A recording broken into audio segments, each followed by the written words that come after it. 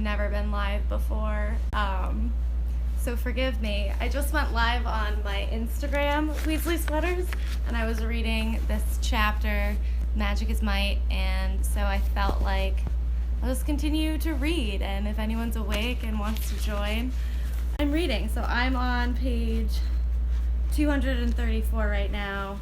Things are getting crazy. Basically Harry just had this like crazy like nightmare where Voldemort, he saw someone get murdered. So it's a crazy spoiler alert chapter. I'm just gonna read. Okay. Oh, and someone's watching. Yay, that's so exciting. I don't know how this works. I've literally never done this before. So, okay, cool. Alright, and I don't know how I'm gonna be doing accents either, so if I'm terrible, I'm sorry, everybody. And I can't get this to be on a good angle. I'm the worst. Okay. Clearly not a good YouTuber or vlogger. How's everyone doing? Okay, here we are. Okay, at the bottom of page 234 is where I left off from Instagram. So if you were following along, thank you. And here we go. Harry Potter. Awesome. But according to you, said Ron, Voldemort's got Ollivander locked up somewhere. If he's already got a wand maker, what does he need another one for? Maybe he agrees with Crumb. Maybe he thinks Grigorovich is better, or else he thinks Grigorovich will be able to explain what my wand did when he was chasing me, because Ollivander didn't know. Harry glanced into the cracked, dusty mirror and saw Ron and Hermione exchanging skeptical looks behind his back. Harry, you keep talking about what your wand did, said Hermione, but you made it happen. Why are you so determined not to take responsibility for your own power? Because I know it wasn't me, and so does Voldemort, Hermione. We both know what really happened. They glared at each other. Harry knew that he had not convinced Hermione and that she was marshalling counter-arguments against both his theory on his wand and the fact that he was permitting himself to see into Voldemort's mind. To his relief, Ron intervened.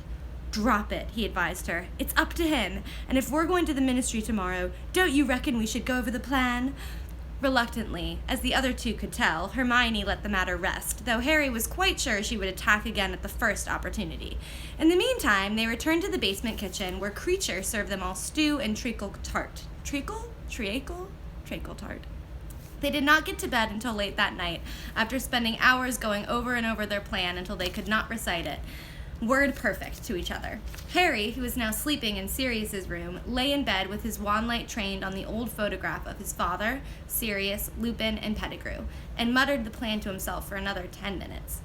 As he extinguished his wand, however, he was thinking not of Polyjuice Potion, puking pastilles, or the navy blue robes of magical maintenance. He thought of Grigorovich, the wand maker, and how long he could hope to remain hidden while Voldemort sought him so determinedly. Dawn seemed to follow midnight with indecent haste. You look terrible, was Ron's greeting as he entered the room to wake Harry. Not for long, said Harry, yawning. They found Hermione downstairs in the kitchen. She was being served coffee and hot rolls by Creature, and wearing the slightly manic expression that Harry associated with exam review. Robes, she said under her breath, acknowledging their presence with a nervous nod and continuing to poke around in her beaded bag. Polyjuice Potion, invisibility cloak, decoy detonators. You should each take a couple just in case. Puking pastilles, nosebleed nougat, extendable ears. Bless him, said Ron fondly. And when you think I used to fantasize... Oh, oops, I skipped a chapter. They gulped down their breakfast, then set off upstairs. Creature bowing them out and promising to have a steak and kidney pie ready for them when they returned. Bless him, said Ron fondly. And when you think I used to fantasize about cutting off his head and sticking it on the wall... They made their way onto the front step with immense caution. They could see a couple of puffy, death-eyed Death Eaters watching the house from across the misty square. Hermione disapparated with Ron first, then came back for Harry. After the usual brief spell of darkness and near suffocation, Harry found himself in the tiny alleyway where the first phase of their plan was scheduled to take place. It was as yet deserted, except for a couple of large bins. The first Ministry workers did not usually appear here until at least 8 o'clock. Right then, said Hermione, checking her watch. She ought to be here in about 5 minutes when I've stunned her. Hermione, we know, said Ron sternly. And I thought we were supposed to be opening the door before she got here. Hermione squealed. Ah, I nearly forgot to stand back. She pointed her wand at the padlocked and heavily graffitied fire door beside them, which burst open with a crash. The dark corridor behind it led, as they knew from their careful scouting trips, into an empty theater. Hermione pulled the door back toward her to make it look as though it was still closed. "And now," she said, turning back to face the other two in the alleyway, "we put on the cloak again, and we wait," Ron finished, throwing it over Hermione's head like a blanket over a birdcage and rolling his eyes at Harry. Little more than a minute later, there was a tiny pop, and a little ministry witch with flyaway gray hair apparated feet from them, blinking a little in the sudden brightness. The sun had just come out from behind a cloud. She barely had time to enjoy the unexpected warmth, however, before Hermione's silent, stunning spell hit her in the chest and she toppled over. "Nicely done, Hermione," said Ron, emerging from behind. Together they carried the little witch in the dark passageway that led backstage. Hermione plucked a few hairs from the witch's head and added them to a flask of muddy polyjuice potion she had taken from the beaded bag. Ron was rummaging through the little witch's handbag. "She's Mafalda Hopkirk," he said, reading a small card that identified their victim as an assistant in the improper use of magic office. "You better take this, Hermione, and here are the tokens." He passed her several small golden coins, all embossed with the letters M-O-M, which he had taken from the witch's purse. Hermione drank the polyjuice potion, which was now a pleasant heliotrope color, and within seconds stood before them, the double of Mafalda Hopkirk. As she removed Mafalda's spectacles and put them on, Harry checked his watch. "We're running late. Mr. Magical Maintenance will be here any second." They hurried to close the door on the real Mafalda. Harry and Ron threw the invisibility cloak over themselves, but Hermione remained in view, waiting. Seconds later, there was another pop, and a small, ferrety-looking wizard appeared before them. "Oh, hello, Mafalda." "Hello," said Hermione in a quavery voice. "How are you today?" "Not so good, actually," replied the little wizard, who looked thoroughly downcast. As Hermione and the wizard headed for the main road, Harry and Ron crept along behind them. "I'm sorry to hear you're under the weather," said Hermione, talking firmly over the little wizard as he tried to expound upon his problems. It was essential to stop him from reaching the street. "Here, have a sweet." Oh, no thanks." "I insist," said Hermione aggressively, shaking the bag of pastilles in his face. Looking rather alarmed, the little wizard took one. The effect was instantaneous. The moment the pastille touched his tongue, the little wizard started vomiting so hard that he didn't even notice as Hermione yanked a handful of hairs from the top of his head. "Oh dear," she said as he splattered the alley with sick. "Perhaps you'd better take the day off." No, he choked and retched, trying to continue on his way despite being unable to walk straight. Today must go." "Oh, but that's just silly," said Hermione, alarmed. "You can't go to work in this state. I think you ought to go to St. Mungo's and get them to sort you out." The wizard had collapsed, heaving onto all fours, still trying to crawl towards the main street. "You simply can't go to work like this," cried Hermione. At least he seemed to accept the truth of her words. Using a repulsed Hermione to claw his way back into a standing position, he turned on the spot and vanished, leaving nothing behind but the bag Ron had snatched from his hand as he went in some flying chunks of vomit. "Ugh," said Hermione, holding up the skirts of her robe to avoid the puddles of sick. "It would have been made much less mess to stun him, too." "Yeah," said Ron, emerging from under the cloak, holding the wizard's bag. "But I still think a whole pile of unconscious bodies would have drawn more attention. Keep on his job, though, isn't he? Chuck us the hair and the potion, then." Sorry that my accents are, not great, by the way. Within 2 minutes, Ron stood before them as small and ferrety as the sick wizard, and wearing the navy blue robes that had been folded in his bag. Weird he wasn't wearing them today, wasn't it, seeing how much he wanted to go? "Anyway, I'm Red Cattermole, according to the label in the back." "Now wait here," Hermione told Harry, who was still under the invisibility cloak, "and we'll be back with some hairs for you." Oh, Polyjuice Potion is so dramatic. My goodness. Okay.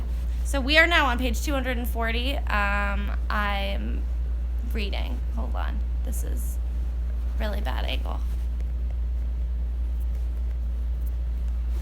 Maybe I'll do it like that. Ooh.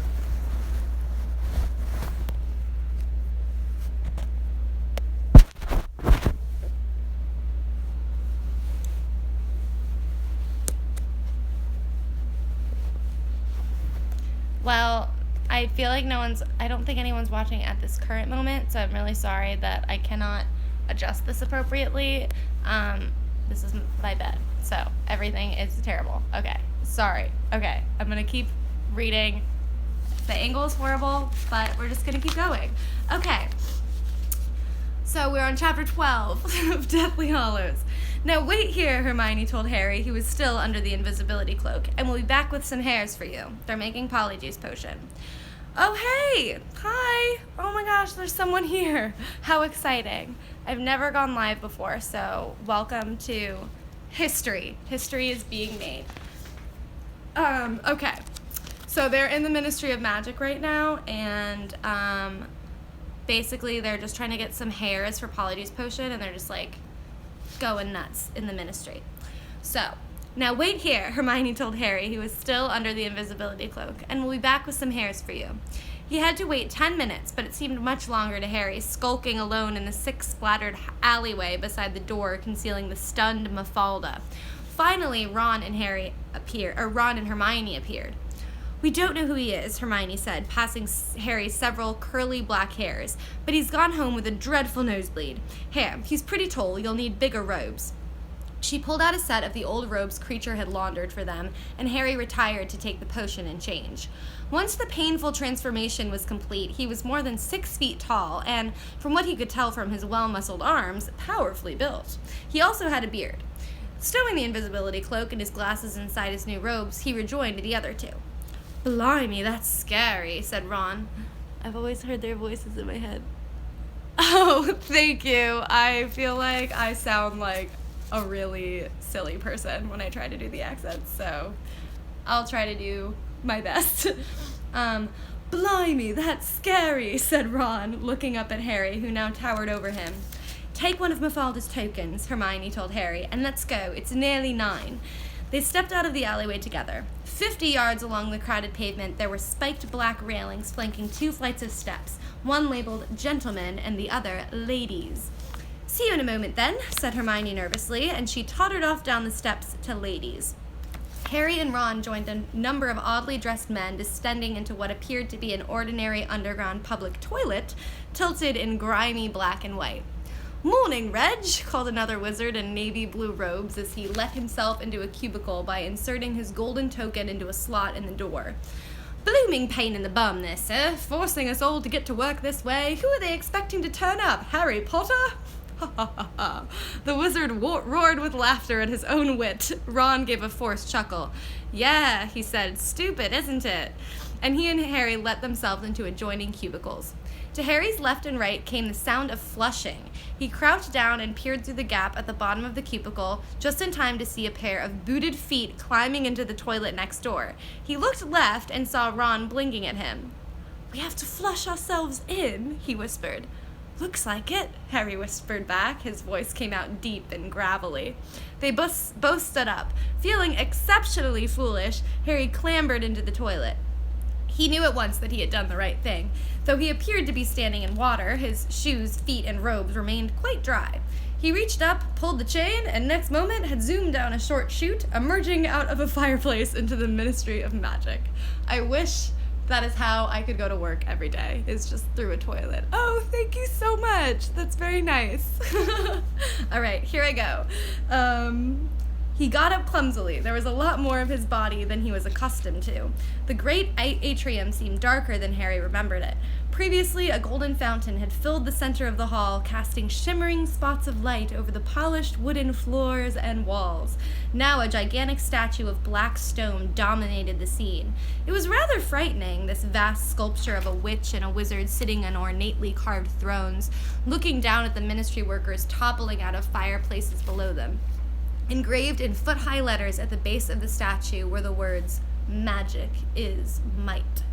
Harry received a heavy blow on the back of the legs. Another wizard had just flown out of the fireplace behind him. Out of the way, can't you? Oh, sorry, Runcorn. Clearly frightened, the balding wizard hurried away. Apparently the man whom Harry was impersonating, Runcorn, was intimidating. Psst, said a voice, and he looked around to see a wispy little witch and the Faraday wizard from the magical maintenance gesturing to him from over beside the statue. Harry hastened to join them. You got in all right, then? Hermione whispered to Harry. No, he's still stuck in the bog, said Ron. Oh, very funny. It's horrible, isn't it? She said to Harry, who was staring up at the statue. Have you seen what they're sitting on? Harry looked more closely and realized that what he had thought were decoratively carved thrones were actually mounds of carved humans. Hundreds and hundreds of naked bodies, men, women, and children, all with rather stupid, ugly faces, twisted and pressed together to support the weight of the handsomely robed wizards.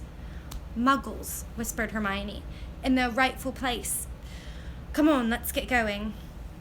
Oh, it's so creepy, that statue. Anyway, they joined the stream of witches and wizards moving toward the golden gates at the end of the hall, looking around as surreptitiously, I probably said that wrong, but there was no sign of the distinctive figure of Dolores Umbridge. They passed through the gates and into a smaller hall where queues were forming in front of 20 golden grills housing as many lifts. They had barely joined the nearest one when a voice said, "Cattermole!" They looked around. Harry's stomach turned over. One of the Death Eaters who had witnessed Dumbledore's death was striding towards them. The ministry workers beside them fell silent, their eyes downcast. Harry could feel fear rippling through them. The man's scowling, slightly brutish face was somehow at odds with his magnificent, sweeping robes, which were embroidered with much gold thread. Someone in the crowd around the lifts called out, "Morning, Yaxley," but Yaxley ignored them. "I requested somebody from Magical Maintenance to sort out my office, Cattermole. It's still raining in there." Ron looked around as though hoping somebody else would intervene, but nobody spoke. "Raining? In your office? That's not good, is it?" Ron gave a nervous laugh.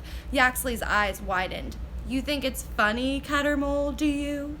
It's just getting an attitude. A pair of witches broke away from the queue for the lift and bustled off.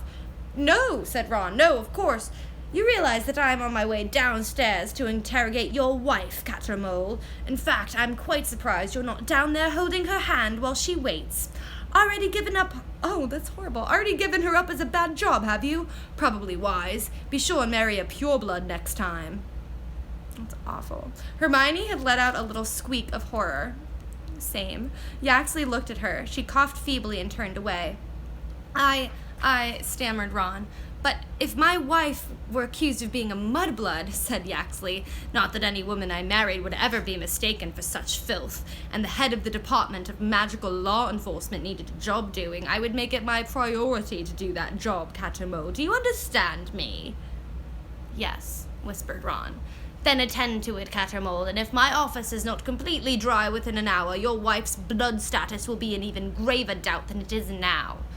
What a jerk. I am over him. Okay. The golden grill before them clattered open. With a nod and unpleasant smile to Harry, who was evidently expected to be appreciative of this treatment of Cattermole, Yaxley slipped away toward another lift. Another lift, not life. It's very hard to read this late at night. Harry, Ron, and Hermione entered theirs, but nobody followed them. It was as if they were infectious.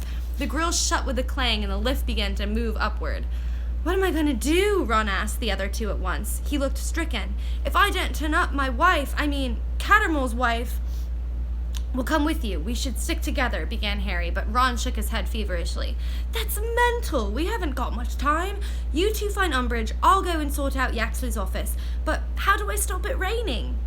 "Try Finite Incantatem," said Hermione at once. Duh.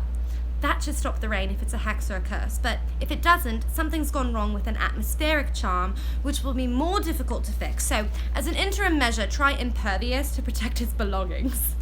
Love Hermione. "Say it again, slowly," said Ron, searching his pockets desperately for a quill, but at that moment the lift juddered to a halt. A disembodied female voice said, "Level 4, Department for the Regulation and Control of Magical Creatures, incorporating Beast, Being, and Spirit Divisions, Goblin Liaison Office, and Pest Advisory Bureau."